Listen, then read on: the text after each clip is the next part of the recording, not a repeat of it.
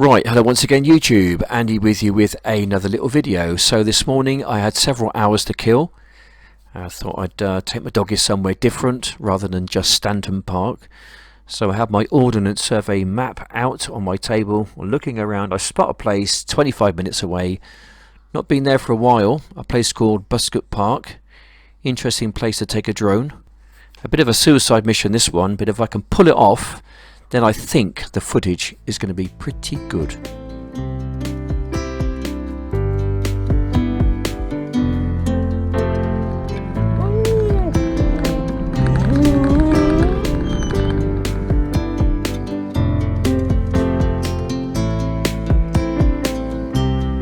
Okay, so this is the first of 3 tests. This one isn't too bad. It's just to fly the drone fairly close to the sluice gates, just to see the water kind of cascading through the gap there.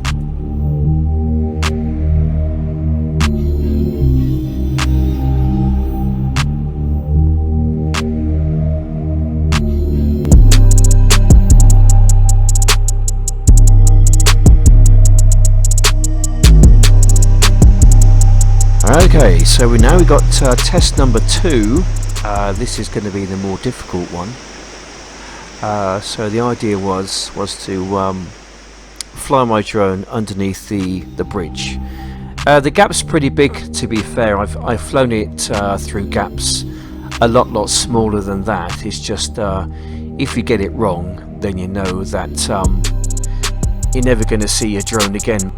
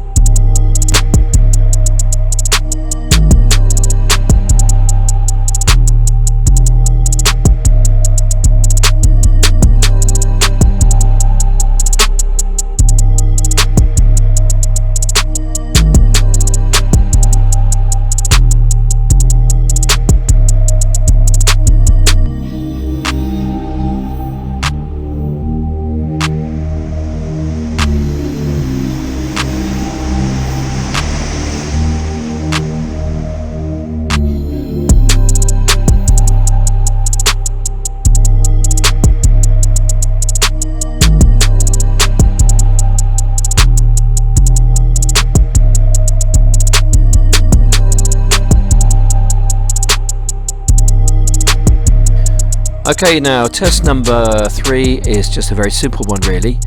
It was just to highlight the actual lock itself. Lovely little place this. So basically just a bit of a flyover with the drone several times, just capturing some footage. I went over it going from west to east and then east to west. I did that a couple of times and I thought it was pretty good.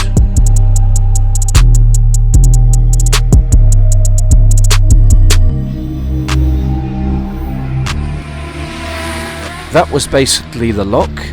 I've enjoyed my time around the lock area. The drone survived to fly another day, I'm glad to say.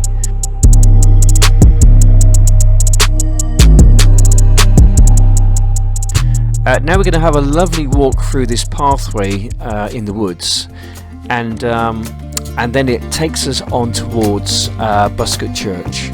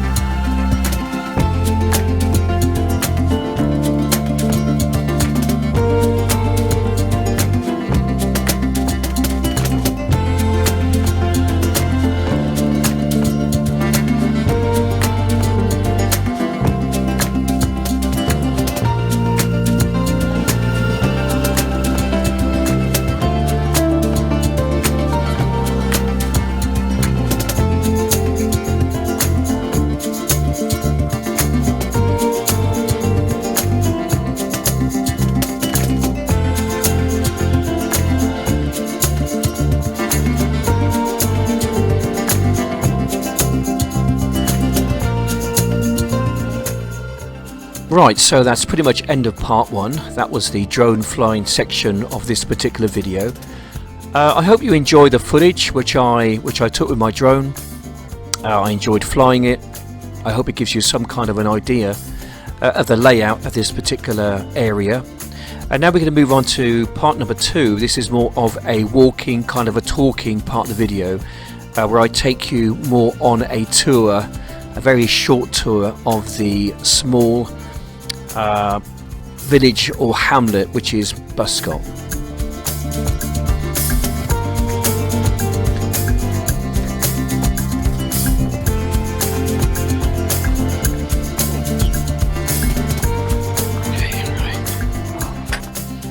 I'll be using the video and the audio from this one here, my my DJI Action Osmo Action camera. Reasons why I'm doing that, several reasons really. One, it's becoming obvious that this camera up here is becoming fairly unreliable now. It just tends to shut off as and when it wants to, and that's quite annoying if you're relying on it. So that's one reason. The other reason is that's got noise and wind cancellation. This one hasn't, and it's a windy, wet, fairly wild day today in Buscot, which is about a 15-20 minute drive outside of where I live in Swindon. Anyway, so I'm just killing time this morning before I've got to go out this afternoon. Drone flying conditions, not ideal, but in sheltered areas it's kind of all right. In exposed areas I'm getting wind warning, so I've got to be a bit careful when I do fly my drone.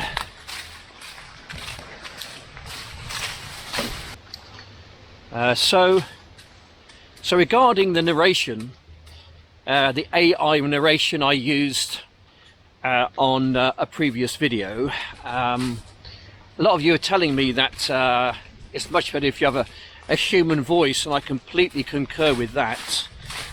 Just sometimes when I'm tired after a long day, you sit down to make a video, and I love editing by the way, but to then try and do a voiceover when your mind isn't completely 100% on the job, you don't get it right first time, you don't get it right second time, and you go on and you go on and on to the point that you almost end up just giving up, and I've done that several times.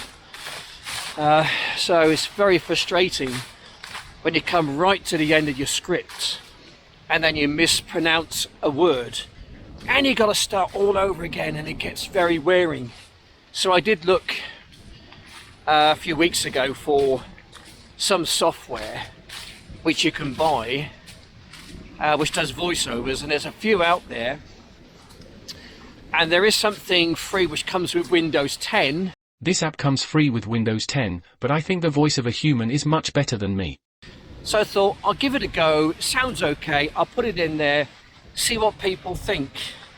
But I have to agree with you that the human voice far outweighs any voice coming from a computer or AI generated.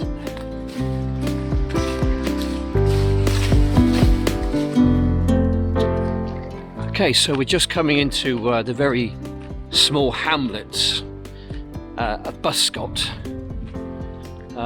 So I'll just give you a brief overview of the village. Don't blink.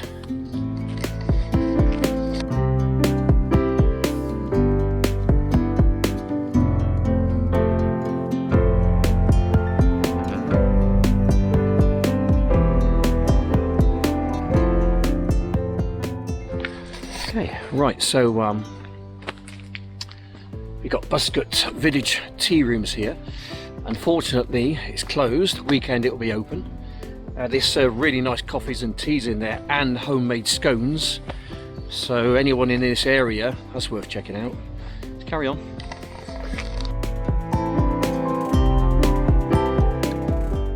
Okay, right, in some kind of a little structure here. Looks like it's been here for quite a number of years.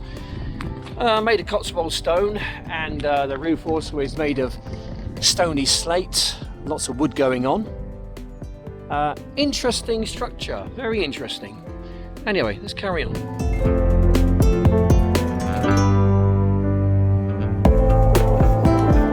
Okay, right, outside the village hall, National Trust.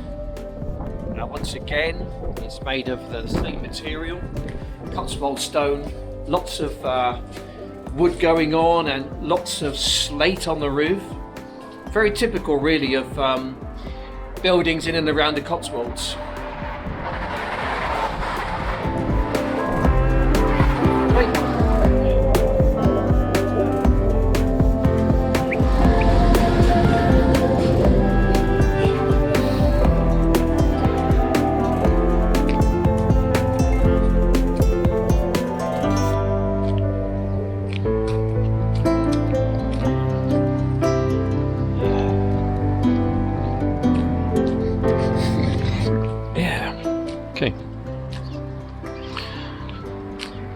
Right, so Buscot is just on the cusp of the Cotswolds, and if it was a true Cotswold village or Cotswold town, they would not allow any red brick houses to be built. Everything's got to be in the same keeping as all the rest of the Cotswold stone houses in the Cotswolds, but this is just on the cusp. So you've got a mixture here of red brick houses like we've seen over there, and also the Cotswold stone houses like we see here. And it looks like there's been some flooding down here because they got the sandbags out.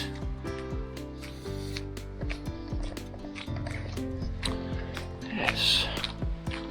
There you go, guys. So we're just coming towards the end of my little vlog for today. I just thought I'd take my cameras along just to show you what I've kind of gotten up to. And so today it's been Buscot. On the next one, not too sure when that's going to be or where that's going to be, but please join me as and when I do decide to go out and make something. So I want to say thanks for watching, take care, and as always, please like and subscribe, and I'll see you on the next one. Bye for now.